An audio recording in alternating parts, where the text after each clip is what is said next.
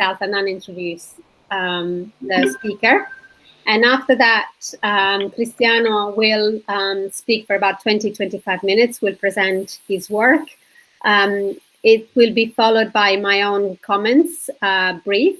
And then after that, after the comments, we open the floor to the participation of the other people for discussion, questions, comments.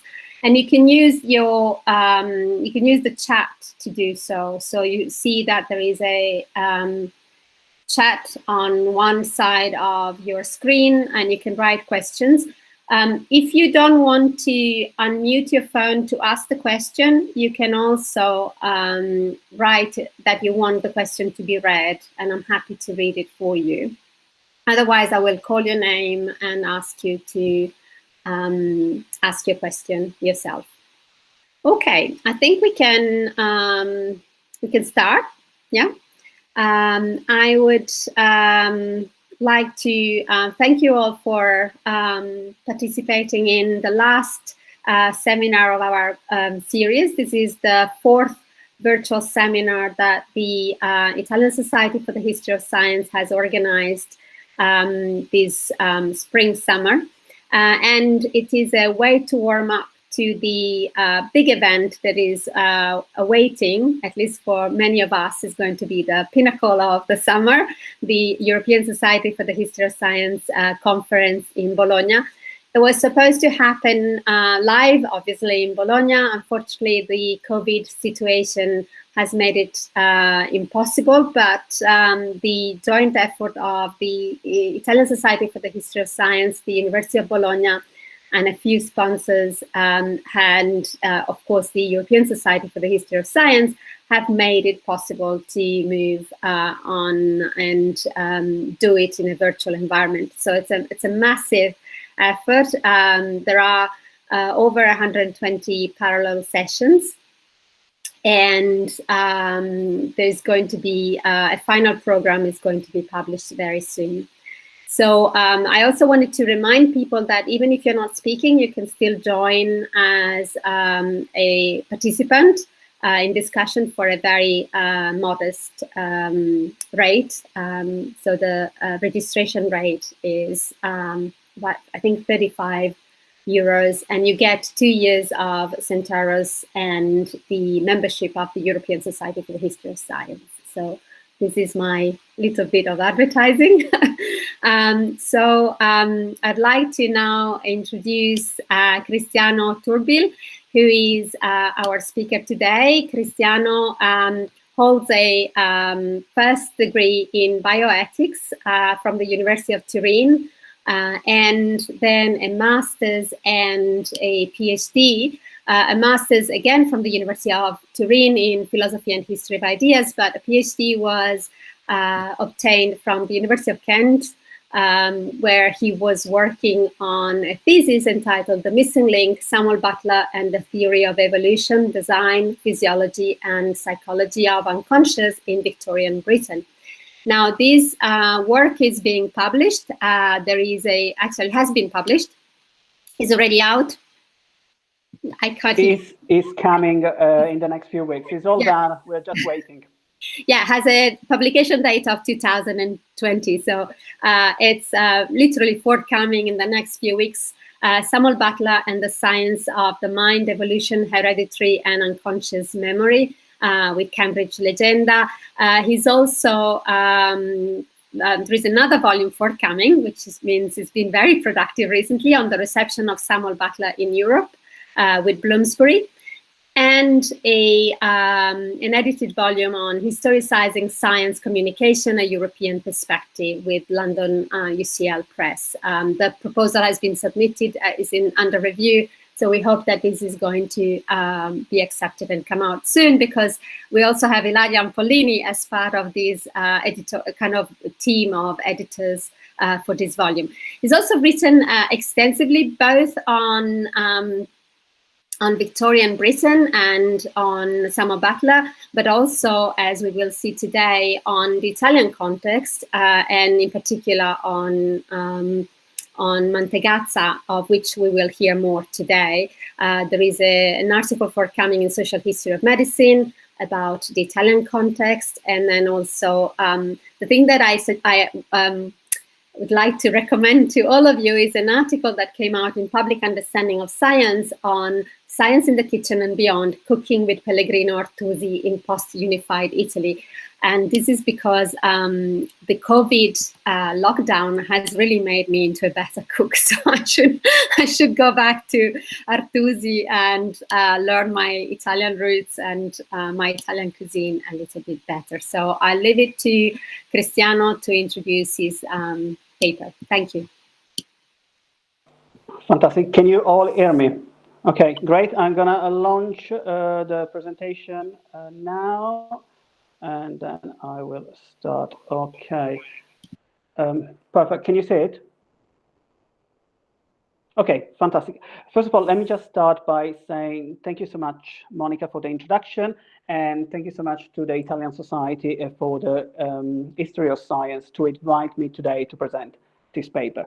The paper today is entitled Medicine and Politics in the New Italian Household, Constructive as Scientific Literate Citizenship in Post-Unified Italy. This paper is part of my ongoing project, which explored the cultural and political significance of popular medicine and science in post-unified Italy, and it looked at how the creation of a scientific literate citizenship contribute to an attempt to create a sense of national identity among Italians. For the specificity of today's talk, I will focus in particular on popular science and medicine. I will try to define the engagement of specific popularizers, specific individual, and how their ideas were popularized to the general public and the reception of those ideas. But I would also like to stress and explore how science and medicine were actually used in the period, especially from the 1870 onward, as a sort of practical and political tool that was effectively used in trying to create the first generation of Italians. Now, when it comes to think about popular science and in my broad work, I tend to rely on the classic scholarship on popular science and science communication, predominantly in the 19th century. I tend to use quite often the work of Bertrand Leitman, but also more recent publications that explore the significance and the practice of science communication, how science was effectively understood and embraced by the general public, but also how popular science in the 19th century contribute to the creation of new community, and how different agents, different individuals, different popularizers from both professional and amateur, both professional and amateur, actually engage in a discussion, in communicate the key topic of the period to the general public. There is, however, one important distinction to make, and it's mostly methodological. This scholarship I just cite, you can see all of those main volume on the top in this slide, tend to refer predominantly to Victorian London. The general claim they made, they are valid on a general standpoint, but when we talk about Italy, when we talk about popular science in post-unified Italy, we need to approach the matter in a slightly different way. This is mostly due to the very strong difference in terms of context, and as I will illustrate later on, we can see how the level of illiteracy in Italy is very different compared to Victorian England, but also how in Italy we cannot immediately after unification talk about a proper public for science. It's a public that is developing, it's a public that is growing, but it's a public that is very different if compared to England. In this respect, just to cite a few studies, I tend to take a point of reference in my work. There is, of course, the Annali of the Storia d'Italia, edited by Francesco Cassata and Pogliano, and the great work of Paola Govoni, Un pubblico per la scienza, which really help as a general reading to understand the context in which those type of discussion and the type of publication I will refer to in that presentation fit, and the try to struggle and difficulties they had to suffer in being effectively read by the public. Now, as I was saying, when it comes to think about the development of popular science and the political significance of popular science in Italy, I think is a good point of reference to look back at Victorian England. Looking back at the Victorian England is useful on a methodological standpoint, but is also very important from a practical point of view. Many of the ideas that have been introduced in England from the beginning of the 19th century were actually, to a certain extent, introduced in Italy as well by the work of individuals like Paolo Mantegazza, which I will talk about later on. There are two aspects, however, that are very important to take into account. The rise of popular science and science education in England, in Victorian England, has a long history, is an history that starts with the creation, to a certain extent, of the Royal Institution of Great Britain in London. We had among its many aims the necessity to teach and communicate science to the general public for following the motto, for all purposes of life. The theme of scientific education and learning of technical skill is central to the revolution we can see in Victorian England in terms of adult education. So we have from the 1820 the creation of various mechanic institutes designed to communicate to the general public, especially to the working class, practical skill. But we can also see, especially from the mid-century onward, an attempt done by many to provide a general level of scientific education to all the general public, including the working class. In this respect, the work of Thomas Huxley is fundamental. There is a very good book on this aspect of Huxley's work published by Paul White called Thomas Huxley Making the Man of Science. Huxley actually became a director of the South London Working Men's College, and in his inaugural address in 1868, he explained the necessity for the government to provide to any adult decider class a basic scientific education. Now, popular science education in Victorian Britain is important for the Italian context because we can see in Italy how many editor and publisher and popularizer tried to mimic what was going on in England, but always with a specific, let's say, Italian twist. One such example of this approach is represented by the book Self-Help by Samuel Smile. It is a book about education and the practice of experiment and the practice of learning that is published in London in 1859, and then it's published, actually, it's translated into Italian and published in the Italian market in 1867. But our story in this case is not about the translation of the book itself, but is about the publication of the Italian version of Smile book. There is an interesting letter written by Menabrea, which was the foreign minister in Italy in 1867, which wrote to Italian diplomat, the letter you can see here in the presentation in the bottom, in which he asked a diplomat to spend time to find someone to write a book of the similar type of the one published by Smiles, but specifically designed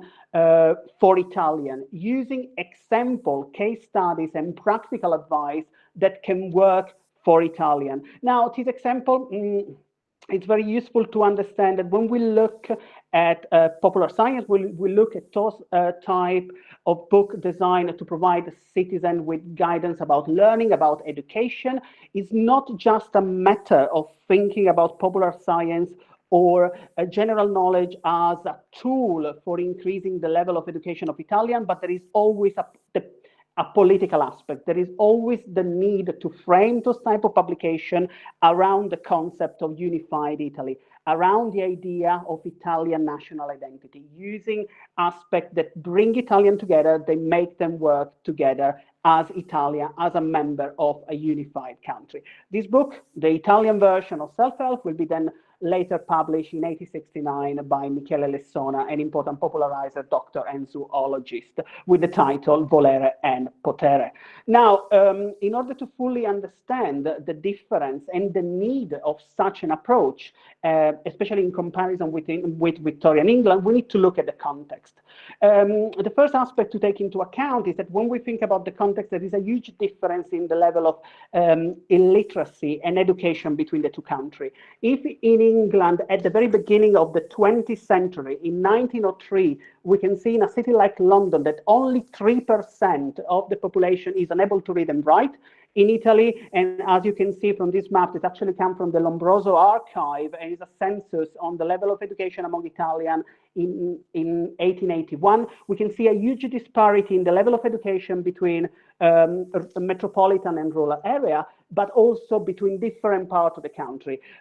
This difference is so dramatic that if we look into the rural area in the island like Sicily and Sardinia, the level of illiteracy is around 93–95% of the general public.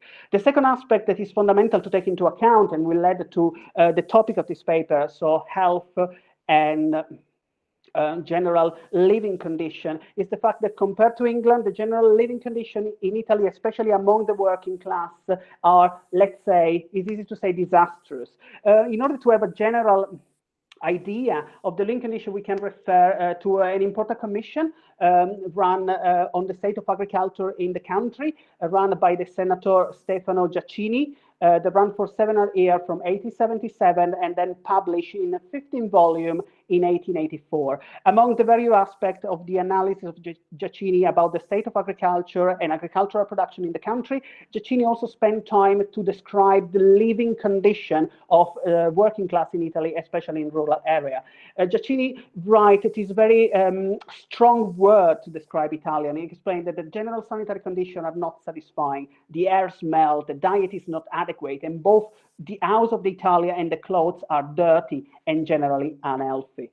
Now, when we look into this type of data, when we look into the general health condition in Italy in the period, and here I'm referring mostly to data that come from publication from the Journal of the Royal Italian Society of Hygiene, we can see how problem of malnutrition, alcoholism, and various endemic disease are spreading all across the country. This is due to a variety of factors. One of them is the lack of a general basic understanding of medicine among the general public, but also the lack of a proper legislation aim at create the notion of hygiene and public health in the country. Indeed, when we think about health regulation in Italy, to see the first bill that effectively introduced public health officer in the country, we need to wait the 1888 with the Cristi Pagliani sanitary law. This is, of course, again, if compared to other countries, Italy is far behind. Of course, this is also reflect into the publishing market, especially in terms of publication that focus predominantly on the idea of hygiene or general science.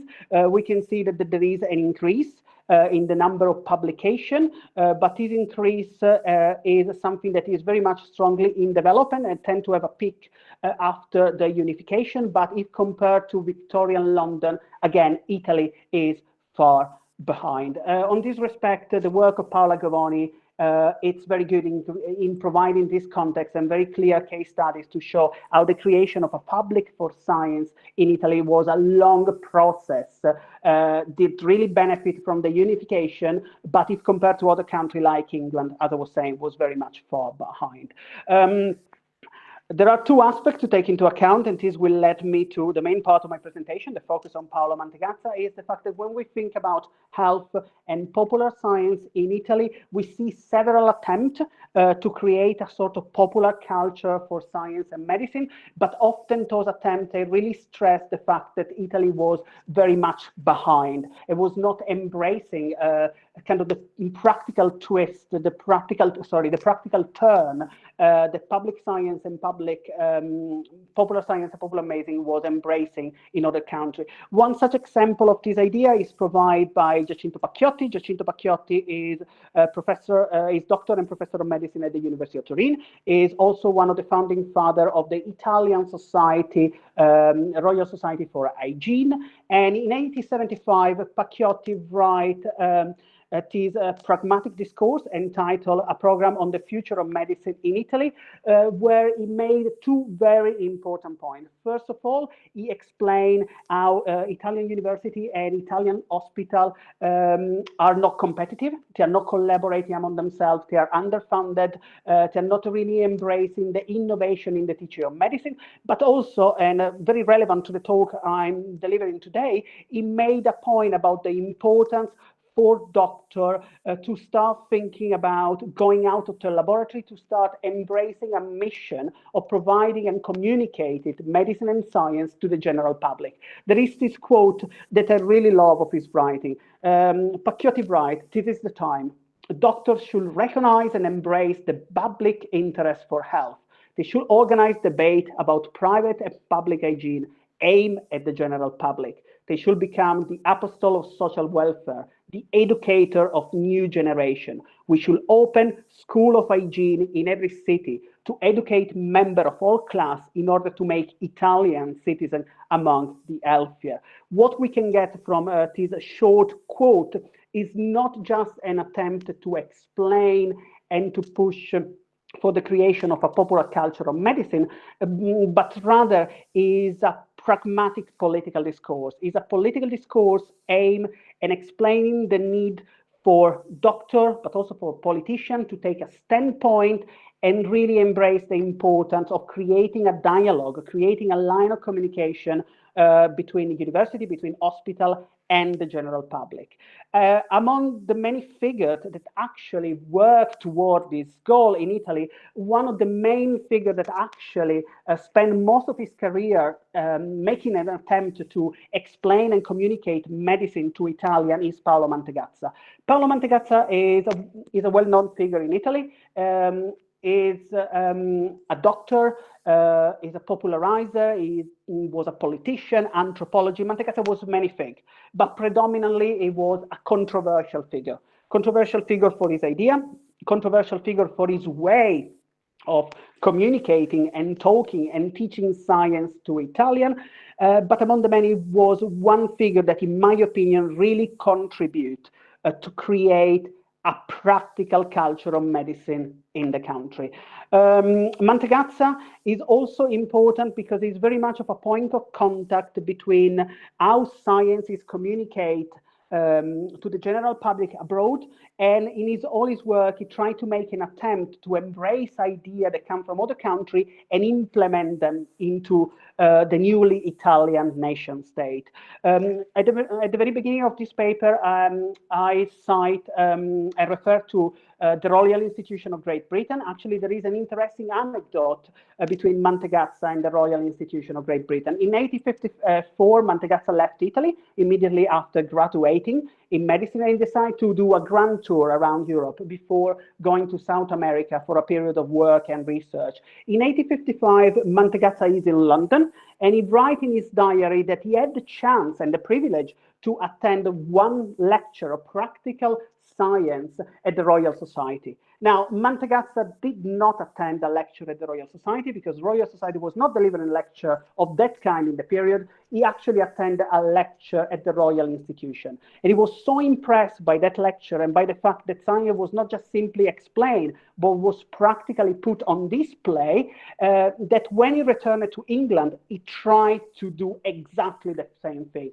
As I will outline in the next few minutes, Mantegazza tried through a variety of different publications to communicate science to Italia, but not simply from the point of view of teaching them something theoretical, but making the learning of science as a practical activity, to teach Italians something that they could replicate at home, something that they could bring with themselves to improve the quality of their life. One of the first things, and that's why here in this slide I have an image about the Ospedale Maggiore di Milano, is that Mantegazza, when he gets back to Italy, one of the first things that he decided to organize is a series of public lectures exactly designed to do that, to communicate, to teach practical science to the citizen of Milan. Mantegazza will then dedicate a large part of his career and his publishing work to create this line of communication, a line of communication that was designed to explain science to everyone,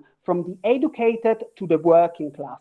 Among the many important publications and very successful publications, Mantegazza published several physiological work. So Mantegazza Physiology are books that are in between a scientific publication and a work of prose. They are designed to communicate with both the educated people and those people that have an interest in specific scientifically, but also less scientifically related topic. Mantegazza Physiology are extremely successful. So for example, Mantegazza work Physiology of Love sell over 20,000 copies in a relatively short period of time. That for the Italian market for science in the period is what can be defined as a huge success. As I was saying, Mantegazza in his work is very interested with science, but is very interested with hygiene. For Mantegazza, hygiene is both a matter of thinking about hygiene as a science, so to analyze and to explain and to demonstrate with experiment how good knowledge of hygiene can actually improve the healthy condition of the individual by paying attention to various topics, including, for example, food and digestion, but also sex and procreation, the use of different soap. So in his work, Element of Hygiene, published in 1864, he provides a sort of huge omnicomprehensive overview of the various aspects in which hygiene should be studied and should be implemented. However, when it comes to hygiene, for Mantegazza, hygiene is not only scientific, it's also political. For Mantegazza, it's important to teach and communicate hygiene for the sake of the individual, but also for the sake of the country as a whole. And it is something that Mantegazza really pushed forward, especially in his most popular writing. Mantegazza is convinced that science and politics needs to overlap, and stress this point in many of his publications. So, for example, in a programmatic discourse he delivered in 1881 entitled La scienza nell'Italia nuova, Mantegazza explained that in a country like Italy, we should not have a science of the left or a science of the right. We should have a science of the nation. Here he's demanding funding and attention from the government onto the scientific research. Mantegazza is convinced, very similar to what Pacchiotti was suggesting, that the scientists should go out of a laboratory and museum. They should become the apostle of the message of science for us, so for the old citizen, but also for the next generation, for the future. Mantegazza is so convinced that by communicating science, by making Italian able to replicate basic scientific knowledge at home, by making Italian, let's say, doctor at home, we will not only improve the quality of their life, but we will also able to modernize the country as a whole. Mantegazza, in order to do so, he published a series of very interesting popular books called the Almanacs from 1865 to 1905, very short book, published once a year, mostly from the editor Treves in Milan, specialized in those type of publication. And with the almanacs, Mantegazza every year tried to communicate and to teach something practical to Italian, from how to cook specific ingredient, to how to design your house, to how to implement basic scientific and medical notion and revolution within the household. It's the household that for Mantegazza become the center of this type of revolution.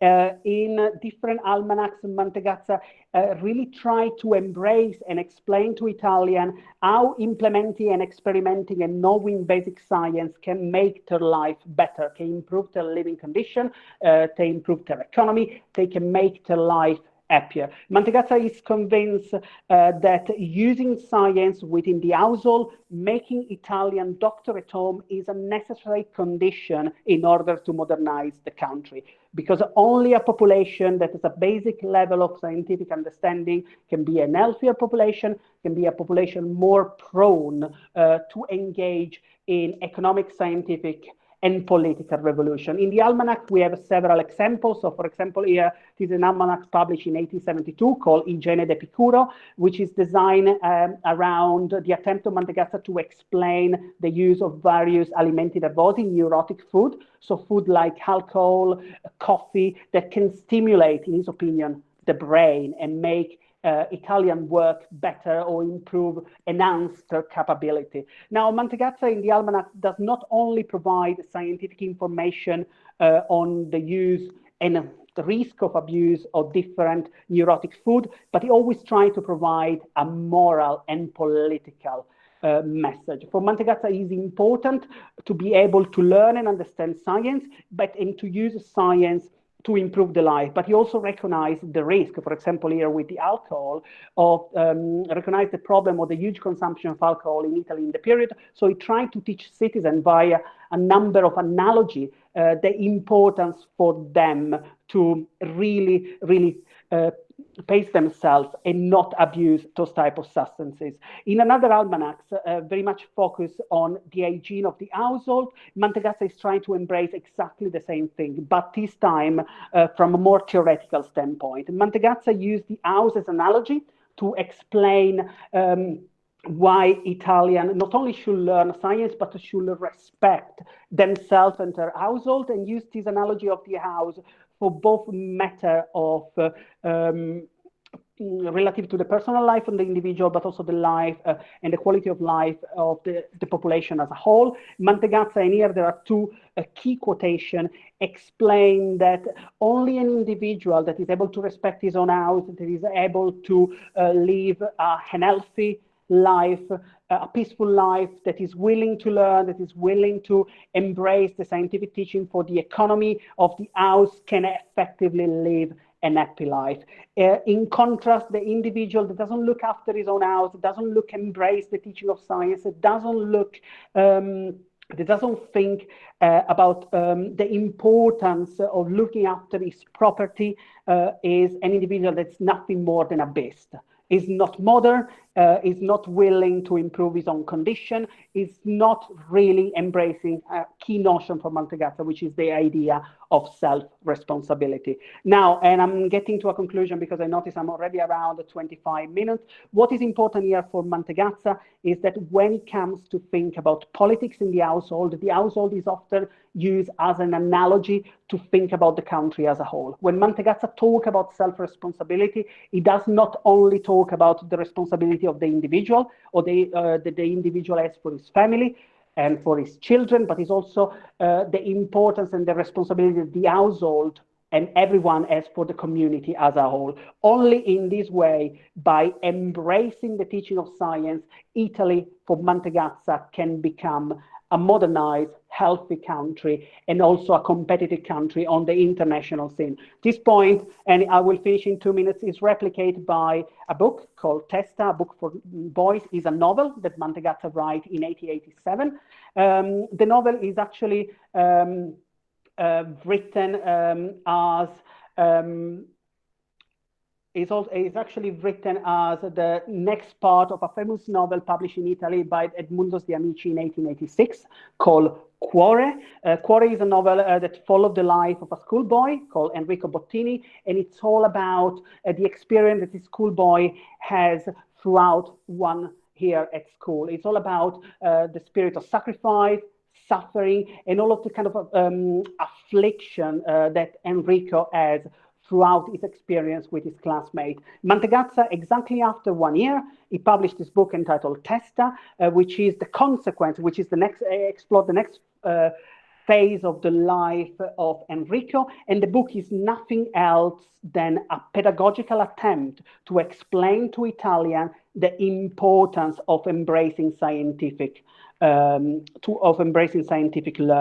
The book itself, entitled Testa, which means head, which means brain, is already a strong message that stress that is not just a matter of thinking about emotion, of thinking about the the affliction of thinking about what the art tell us, but we also need to think with rationality. We also need to embrace and recognize the importance of scientific learning. The book in itself is a pedagogical object because Mantegazza really make it as an exercise for Italian kids and their parents to understand why science is so important. The book provides a blank page, like the one you can see on the screen, where the reader can actually put down his resolution for the month and try to improve himself and his condition. It really fits within this kind of political idea of self-responsibility that the individual should embrace in order to improve his condition and improve the condition of the country as a whole. I'm already late, so I'm going to go toward the conclusion.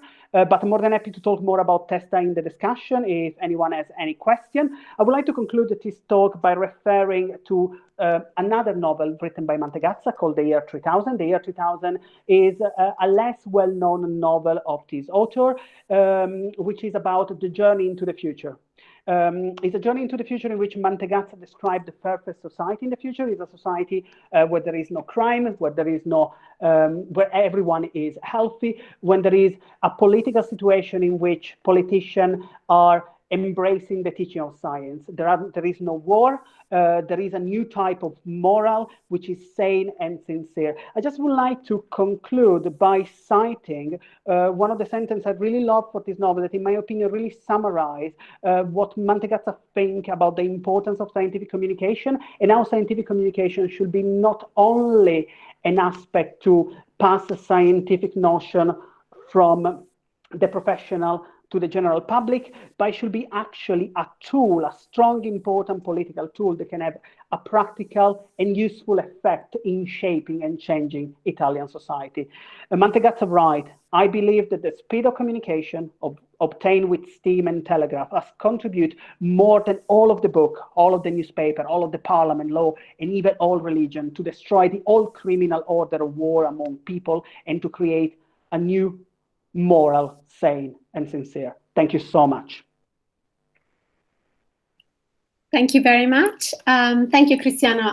This has been very fascinating, a very rich and varied paper. So it kind of takes me to a century that I'm not generally kind of living, because I mostly live in the 16th and 17th century, but of course takes me closer to where I was born in the Lombardy area, and brings back a number of memories, including the Ospedale Maggiore, the Milanese hospital. So what I will offer you now is a brief commentary to the paper that touches upon some of the themes, but also gives you a little bit of the kind of context that that has been sketched here.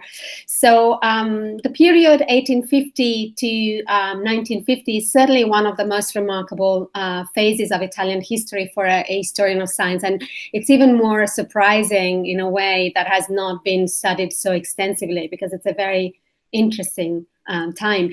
The transformation of the country, political, social, and cultural, was remarkable.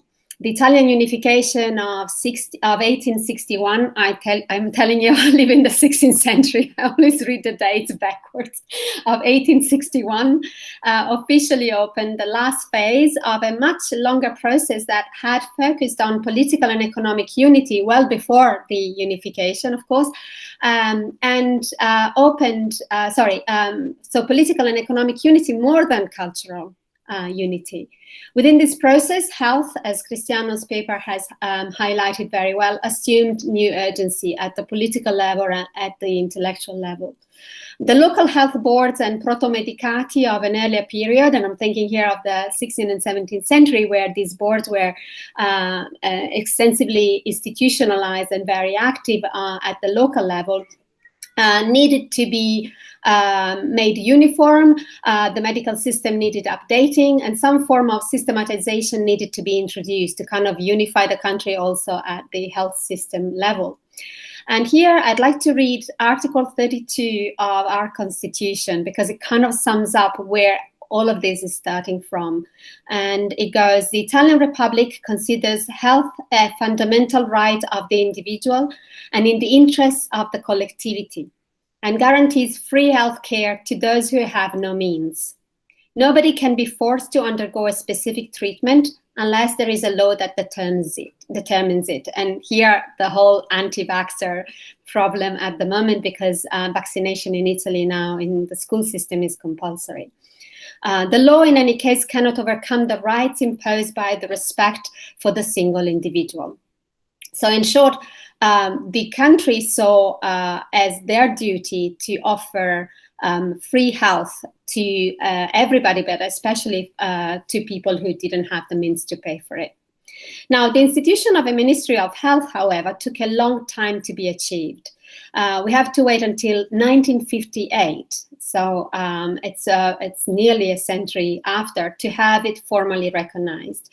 It was only in 1978, under the Andreotti government, that Italy finally established a national health system, the NHS, for those who are familiar with the acronym for Britain.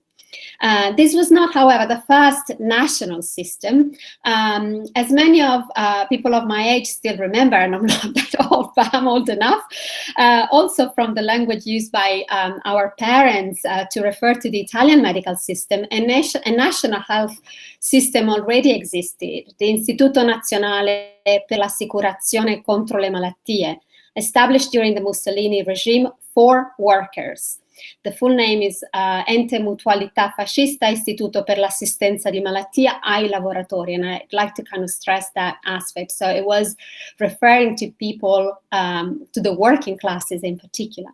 Italians of my parents' generation still use mutua as a colloquial synonym for our NHS, and also della mutua means very cheap, something that is not very well done as a result of kind of the idea that it was giving you the basics, but not something superbly good. Now, Parlamente Gazza clearly embodies the ideals of the Italian unification, born out of Giuseppe Mazzini's revolutionary movement and its utopian flair. And I'd like to kind of now stress this aspect, because Mantegazza ideals, at least for somebody who lives mostly in the 16th and 17th century, seem to have deeper roots into the European culture of the time. And I'm thinking of Francis Bacon's New Atlantis, published in 1626, but also the Darwinian idea of social health. Now, Bacon's novel, as you all know, remained unfinished, so it's not such a complex text in terms of kind of wrapping up and explaining the health system of Bensalem. But one striking aspect of Mantegazza's novel, The Year 3000, is that it shares with the New Atlantis the same idea of an aristocracy of nature, and led by science and scientists. So it's kind of, I was actually wondering if Mantegazza had read Bacon and what he had made of it, because it kind of resonates quite strongly. There we find the members of Solomon's house busy engaging in all sorts of science that should improve people's lives, from experiments of coagulation, refrigeration, conservation of bodies, prolongation of life. That was one of the main things that Bacon spends a bit of time describing. Observation of hermits, for example, to see why they lived so long. So the idea of, in one of the almanacs, you say Economia della Vita, and the other one was L'arte di campar vecchi, so the art of living a long life. So kind of reminds me of these ideas that go back a long time. And also all sorts of fertilizers that would make earth fertile, and the purification of air for medical purposes. So attention to the environment in a way that is also, I'll come back to this, an important aspect of the Italian context. Now, like in the year 3000, Bacon poses the question about procreation, which is another thing that kind of really struck me. So the issue of procreation in the case of Bensalem and the New Atlantis, in truly utopic fashion, the population of Bensalem is chaste. I think Mantegazza knew Italians a little bit better, so CEST would have not worked. And so he proposes something different. In his work, Mantegazza accepts the brothels and prostitution as the minor, the lesser evil, the minor male, so something that is necessary to maintain the population level low, and also he also suggests using condoms not to catch venereal diseases. While Bacon's inhabitants have preserved and protected the true nature of marriage. And there are two rich passages in Bacon where he condemns the practice of brothels. He's very, very specific about that before marrying, but also especially after marriage. He says that it's totally unacceptable, the exact opposite of what Mantegazza argues. So my first question to you is if and how Mantegazza hints in any way at this English utopic tradition and engages anywhere with Bacon's ideals and Bacon's legacy. So my second question is more of a comment and relates to his Darwinism, and I know that you've written extensively about this, and also Lamarck and other thinkers, and the potential for eugenics to creep into this. And Italian eugenics, as far as I know, is kind of distinctive, or has been argued is distinctive in this respect, because it kind of places more emphasis on the environment as a way to improve human beings.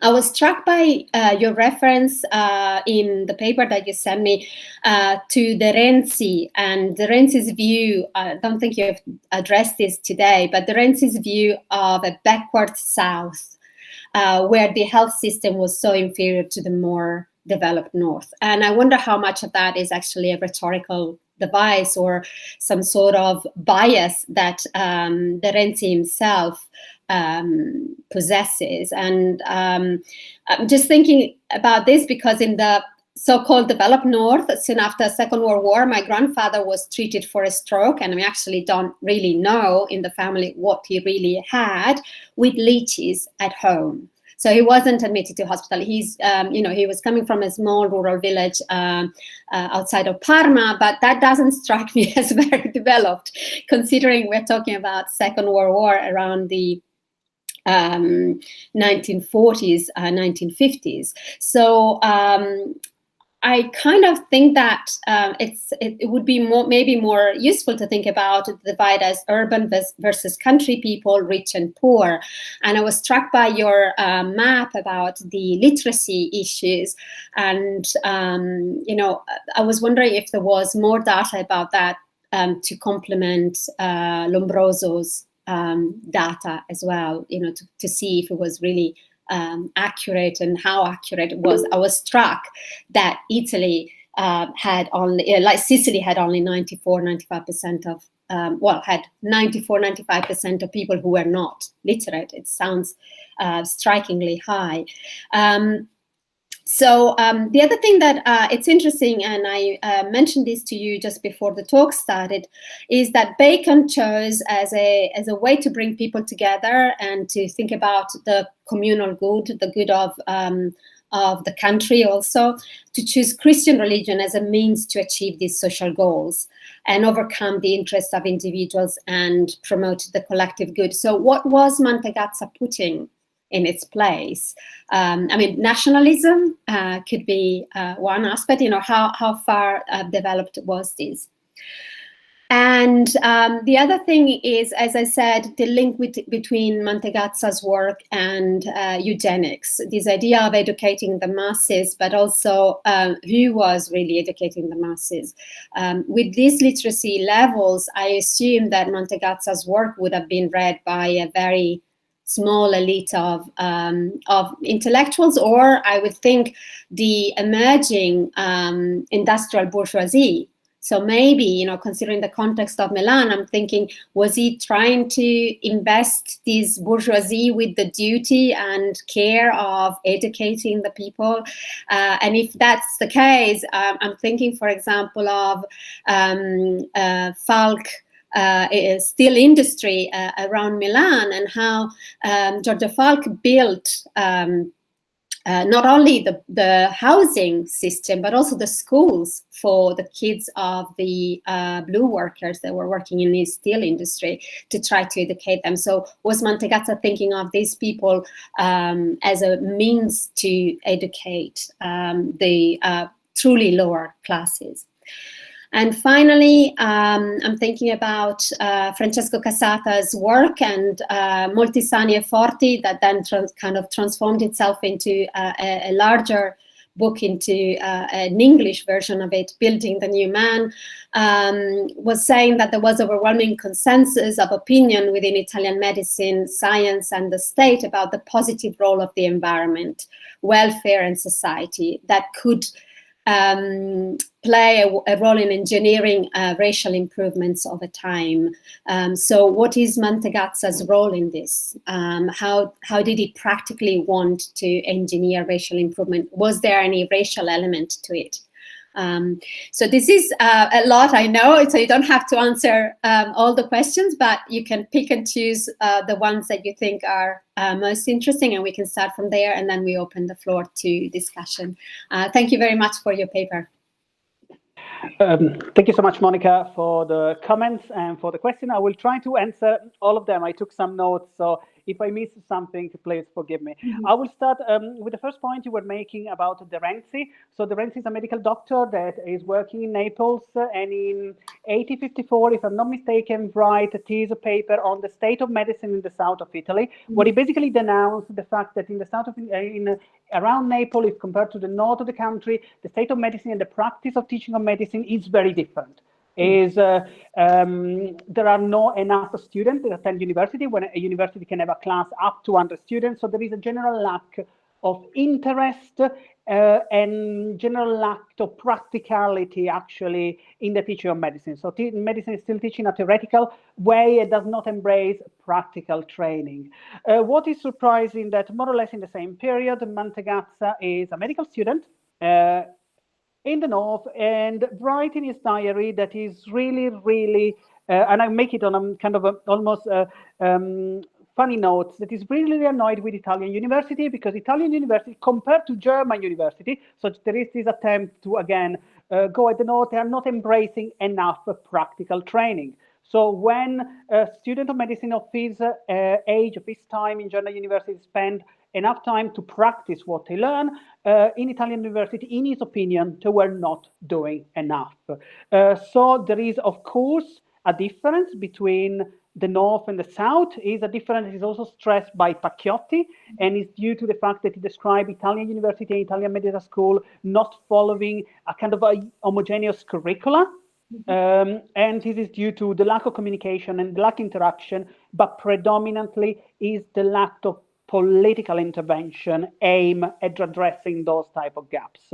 The second point that you mentioned is about Darwinism. Mantegazza, like Lessona, is one of the figures that really interface with the work of Darwin in Italy. Actually, there is a correspondence between Mantegazza and Darwin. Mantegazza is very interested in the work of Darwin himself and in what he was able to reach and do with his theory. The teaching of Darwin is present in Mantegazza's work. Mantegazza really embraced the notion of sexual selection, for example, of natural selection. So there is this kind of attempt to implement Darwin's work in Italy. And this led to the point you were making about eugenics. That's why I was saying that Mantegazza is a very controversial figure, both in terms of the idea he promotes, but also the way those ideas were received. Mantegazza, in many aspects, and especially in the year 2000, it seems to promote very strong example of technocracy, in which there is a very strong idea of eugenics. So in the novel, I haven't had the time to go into it, but at the conclusion, the novel is all about procreation. In the future, in order to keep the number of individuals in the world under control, you need to go through specific amount of selection in order to get permission to procreate. The aspect, however, that is interesting and shocking in Mantegazza's novel is, as I was saying, the notion of self-responsibility. In the future, there is a machine, is a machine that is basically, Mantegazza see the future of X-ray presented by Röntgen, so it is telescope, where a newborn baby can be put in this machine, and doctor with this telescope, they can trace if this newborn baby will ever develop any illness or any criminal attitude. And if that's the case, Mantegazza explained that the mother of the future will commit the act, the most the supreme act of self-responsibility to sacrifice her own baby for the welfare of the country. Now, these look very much like the work of Galton, and it looks similar to an unpublished novel written by Galton that, if anyone is interested, there is the manuscript in the UCL Special Collection.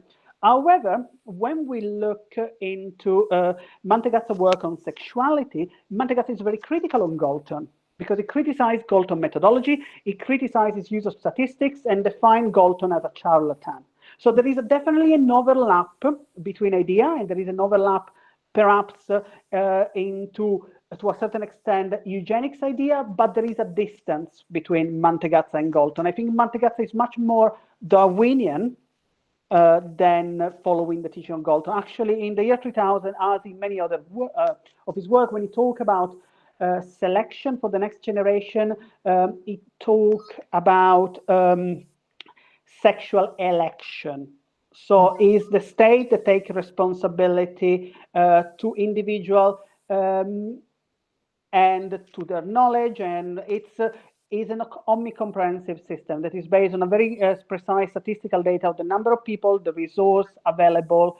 In the novel, there is quite a bit about energy, and how energy in the future is the free energy is the means of peace and communication between people of different groups that come from different countries. Having said that, and that's where it gets interesting, when we think about the reception of Mantegazza's work, especially his writing on sexuality, it's translated into English in US and published by Victor Robinson under the American Eugenics Press. So the reception of Mantegazza, especially in the American context, it really framed around the idea of eugenics. This is an aspect that I'm planning to write a paper upon at some point.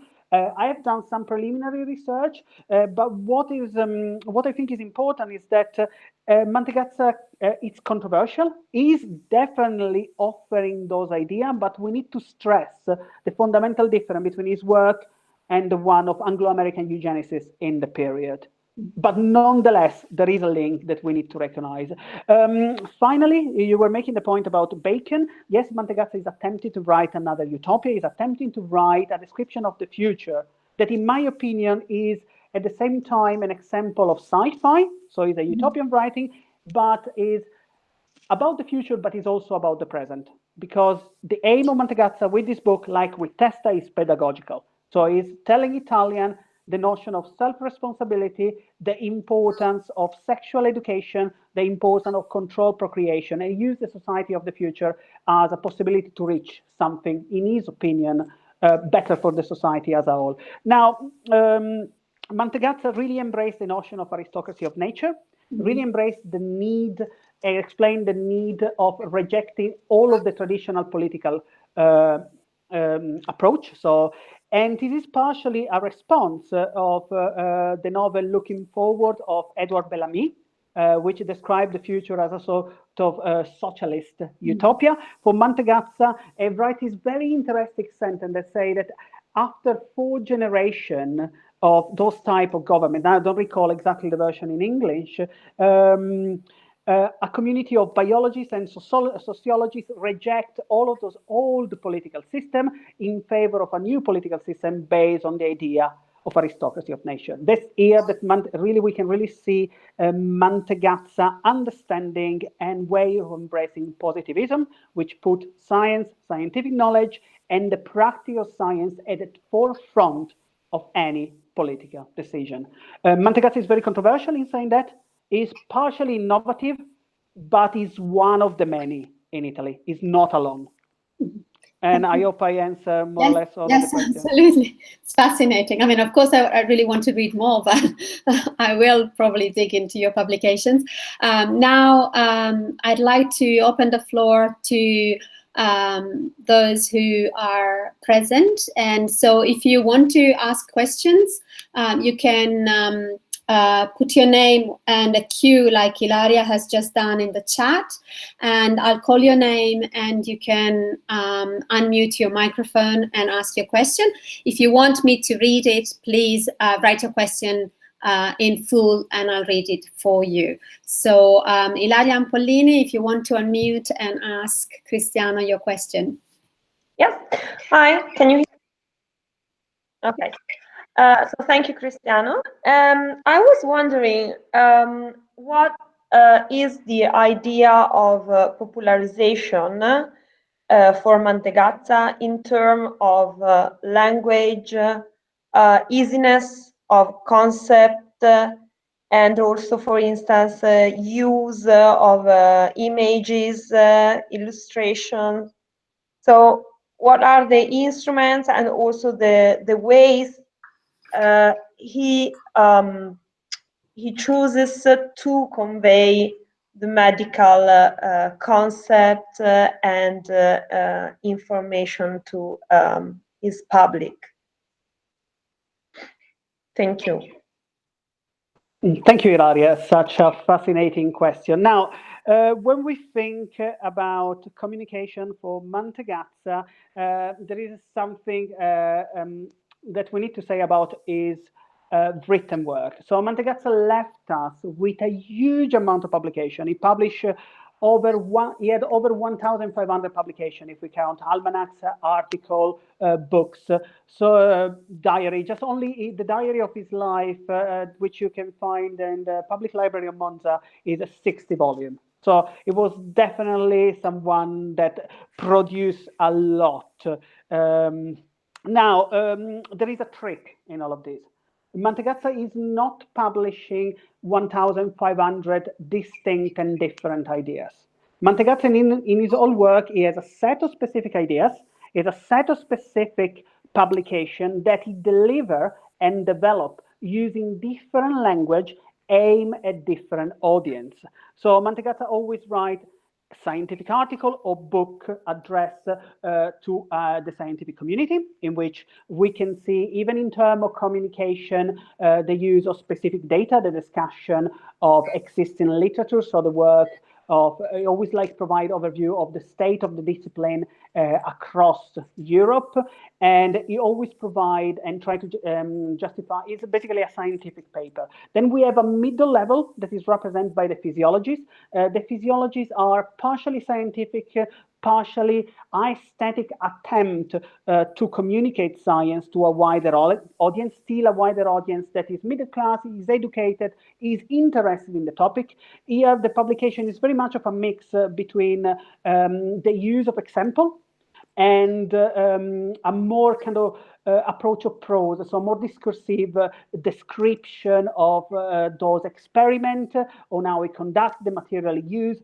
and he always try to provide analogy to familiarize the non-scientifically educated audience to what he promote. There is a third layer of work, which is represented by the almanacchi. The almanacchi are designed to the general public, a much wider community. If we is still using some basic images, is still using some basic table, but the level of detail in those tables, the level of detail of statistical data you provide is very much reduced to the only number that matter to make the example use engaging and often controversial. And then finally, there is one last dimension of his work, which is literature. Literature, as Mantegazza explained in one of his anthropological book, The Bible of Hope, is an exercise to reach a wider community by making often very controversial argument. Mantegazza, among the novels he published, for example, on the topic of sexuality, he published a novel entitled Un giorno a Madeira, A Day in Madeira, which is all about providing some moral but also practical information about sexually transmitted disease. So it's a very controversial topic. It's a very controversial topic at the time. He struggled to publish that topic because even the editor tend to resist Mantegazza's use of controversial example, but nonetheless his attempt to embrace literature and to use this type of fictional prose as the aim to reach a wider audience. So for Mantegazza, it's very much of an attempt to have a specific set of ideas, a specific team, and deploy those teams using a variety of languages, using a variety of approaches to reach different audiences. Thank you. Thank you, Cristiano. Okay, any other questions? Ezio Vaccari, you can unmute your microphone.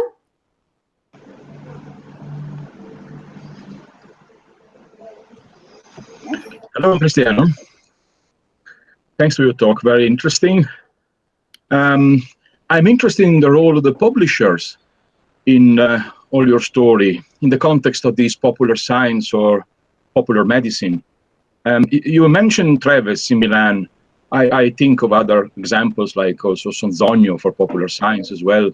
And I wonder if they can be considered, in your opinion, single figures, isolated figures, or they can be part of such kind of network. And if they refer to European models, for example, French or English publishers who have done similar work, or I think is quite an interesting area. Of course, it's not focused directly on Mantegazza, but I just like to know what you think about it. Thank you, Ezio. Again, that's such an interesting question, and I think it's fundamental to think about publisher, because again, when we look at popular science, I'm very familiar with Victorian Britain, but similar examples are also in France.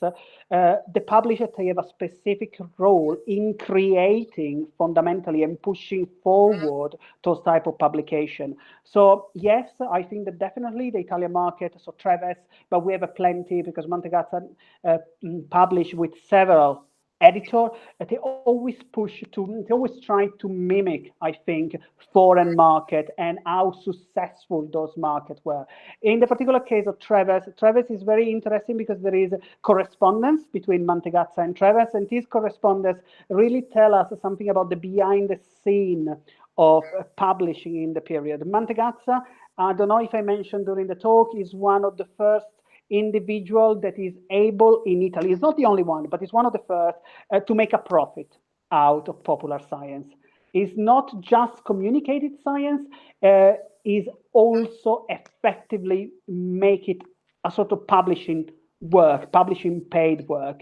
And in this, Treves is fundamental because Treves not only act as editor, so fundamentally provide advice and feedback to Mantegazza, but also try to motivate Mantegazza or to limit Mantegazza use of controversial example based on the type of market that is in place in Italy. So it's a very important role, which is not the role of the middleman between the author and the public, but is effectively a pivotal figure that contributes to the development of that market. So the editor is almost as important as the author, because it can really see what the public want, what the public need, and one such example is physiology.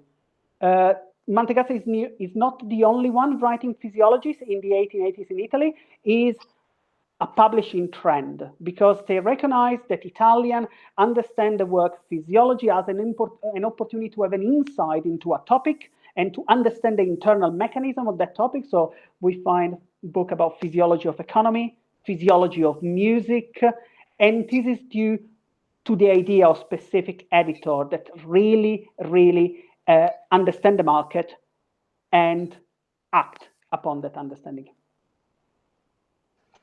Thank you.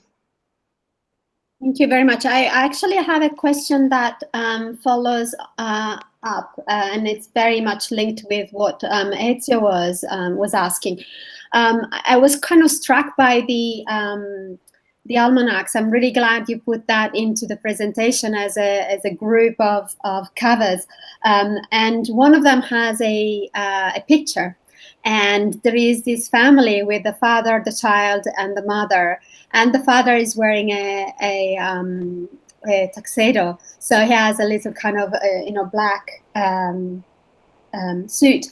And so my question, and also when you were showing us the contents and the mention of whiskey di Scozia and whiskey d'Irlanda, so the Scottish and the Irish whiskey, my first question was, so who is he aiming these type of publications for? Like who is addressing these publications to? And do you have any sense of the print run and the cost of these almanacs? Because the almanacs I'm thinking about are very different. In the 15th, 16th century, they're most agrarian, they're most about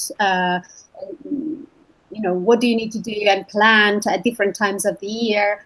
In the 17th century, so the word almanacco is very interesting, but the genre is very varied. Do you have an idea of the print runs and the costs?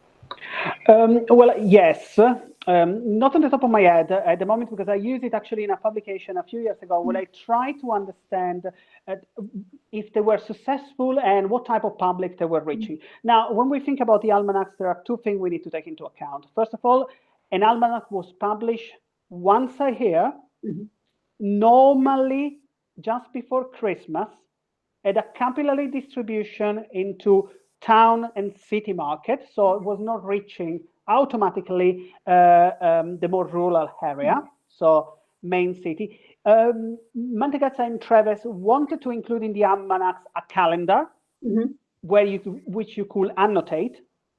And I was calculating, basing again, those are to answer also another question that you mentioned that I forgot to mention before about the data. I'm using the various census that have been published by Instat. Instat is the Italian Institute of Statistics, about average salary and the number of publications throughout the country.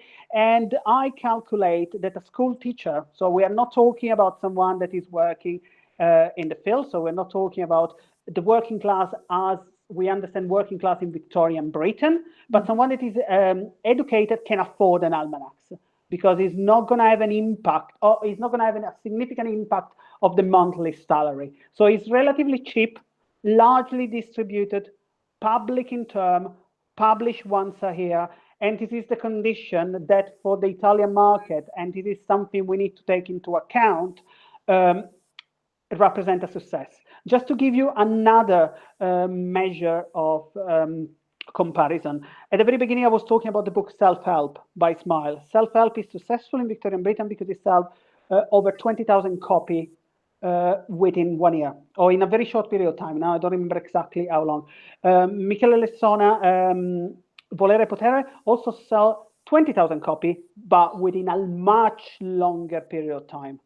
I think is during his life, but again, I need to verify it is not because I don't have the correct figure with me. Although this seems to be hugely different, for the Italian market is a success, and it is very important to take into account. The Italian market is much smaller. The Italian market, as Govoni clearly explained, is developing. The number of publications after the unification increasing a lot from around 200-300 a year to over 1,000 a year at the turn of the century. But that's a huge, it's almost insignificant compared to Victorian Britain, but it's hugely significant considering the Italian context. Thank you. Thank you very much. That's very helpful. Are there any other questions? Anybody who wants to intervene? And is it possible to ask a question? Absolutely, absolutely. Go ahead. Yeah. So first of all, my said observation. No, it will be the second. First of all, I like to thank Cristiano for his paper. The third observation is that the more interesting is the epoch, the less it is studied. Well, while I was listening to you, I couldn't help but compare the course of events in Italy and in Russia at the same time. The need for public science was urgent, as in Italy. Illiteracy was, I think, exactly the same. Though some people say that Russian people were educated and could do it, but it is, I don't think it's true. So Russian educators, at first they tried to publish books, but then they found that they are ineffective for the lowest classes. And so they turned to visual methods of popularization, such as exhibitions with public readings for uneducated people. Was something like that in Italy at that time? Or books was the main, thing to publicize science? Thank you so much for the question. Well, actually, yes, it's not just books. We have a public lecture. We have a different means to effectively communicate science. In the specific case of Mantegazza, actually, Mantegazza, throughout his whole career, he always delivered lecture. He was always very vocal with his audience. He was always happy and able to interact with people. Actually, on Mantegazza, this is an aspect of his work that is not well known. Mantegazza is actually, because he's famous, because he's the great hygienist, is actually appointed in the 1870 as a director of the Kursal in Rimini. The Kursal is aimed to be a kind of seaside resort, healthcare seaside resort, one of the main in Italy, want to be the best in Europe. So they decide to appoint Mantegazza. Mantegazza go there every summer for a month. And when we look at what he writes in his letter about his daily schedule, he say, I spend the morning to visit the people that stay at the Kursal. I always deliver a talk. I spend the evening to engage in informal conversation. So for Mantegazza, it's not just publishing books, he's also engaging with his audience. He delivers several lectures when he's at the university, especially when he's in Florence. So there is, and now I don't know how often, but it's very active in that aspect. Often it's even criticized because he tests on himself, his own research, and then he tells his experience to the audience. There is another aspect, however, that is fundamental, I think, for Mantegazza, is that his writing is the key aspect behind his writing that decreed partially his success, but also attract a bad reception and controversy, is the fact that Mantegazza is always trying to be controversial. He writes about sex, he writes about a topic that could not be discussed at the time, that represent a very controversial aspect of Italian culture in the period.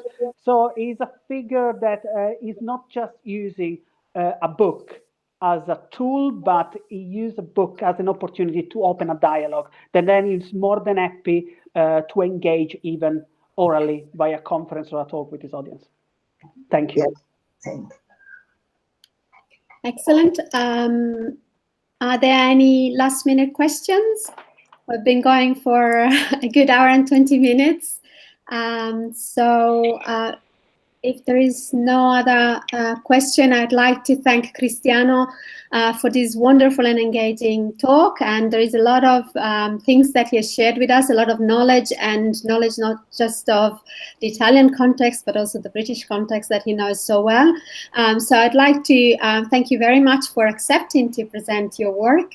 And finally, I would really like to thank the Italian Society for the History of Science for being so willing to sponsor these initiatives, and my colleague Ilaria, Erika, and Francesco Paolo Di Ceglia, who have joined in, and for Maria in particular, who has worked out all the technical side of the meetings, creating the links and allowing us to be on this Google Meet platform. So I am very, very grateful for this opportunity, and also for for the participants who have come back over and over again in these 4 sessions. So we've basically been meeting for about 2 months. And it's been a real pleasure that we have people from China, India, we've had people from Russia and Romania. So it also shows that the history of science in Italy, but also about Italy, is very, very interesting and lively, and attracts a lot of attention. So for all the others, I'd like to remind you today is the last day to register, at least for the participants, to register for the European Society for the History of Science conference in Bologna. So if you are in the program, do confirm your attendance by completing the process and registering. And if you want to attend, you have a little bit more time. There is time until August. No, is there time until August? Yes, I think there is time until August to register, but you can go to the website and get all the information. So if you want to be part of it, but without presenting, you're more than welcome to do so. It's a day, a kind of program of full days of speakers presenting their research. And there is also some socializing, virtual socializing on the side, so you can make friends and network and so on and so forth. So thank you very much once again. Thank you. Thank you very much, everyone. It's been a pleasure to present my research. Thank you. Thank you. Thank you. Thank you. Thank you. Bye. Well done. Thank you. Thank you, Maria. Oh, thank you. Thank you. Especially thank you, Monica.